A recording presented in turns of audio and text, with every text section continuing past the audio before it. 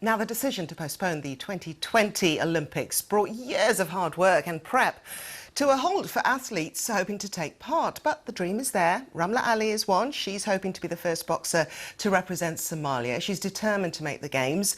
She's continued her training from home in London with an extra incentive. Her mum promised to travel to Tokyo. It'll be the first time she's seen her daughter in action. Well, the BBC's Rhodri Davies went to meet her. Somali boxer Ramla Ali didn't think her road to the Olympics would lead here. She should be competing in qualifiers this month, but the coronavirus lockdown means she's only practicing from home. And having just finished a training camp in the Caribbean Cayman Islands, she found out that the Games were postponed. It was heartbreaking at the time. It was really bad for me because we'd spent so much money on this really long and grueling training camp, and then everything just stopped. I understand completely why the decision was made, to protect the safety of the athletes, and 100% the right decision to be made, but it doesn't stop the fact that it's quite heartbreaking. So this is all far from bouts, bells and belts. Last year, Ramla became African Zone featherweight champion, and she was aiming to be the first boxer to represent Somalia at the Olympics in Tokyo this summer. But now there are no boxing bags, no dumbbells, no athletics track. And Ramla does altitude cycling from the elevation of her balcony. She continues with 2 sessions a day, but with crucial changes. The main difference between kind of pre-lockdown training and lockdown training is missing out on the sparring, which is key in boxing. And that's something that we would do.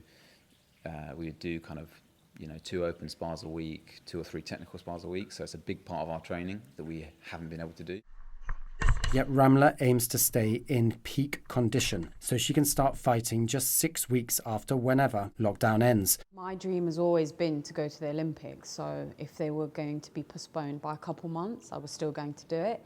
Now that it's going to be postponed for a year, I'm still definitely going to try and qualify next year, if and when, the time comes. The time now is Ramadan, and Ramla, as a Muslim, is also contending with fasting. It's quite a mental game, I think. I think it's all like, if you can mentally prepare yourself to train that day, then you can do it.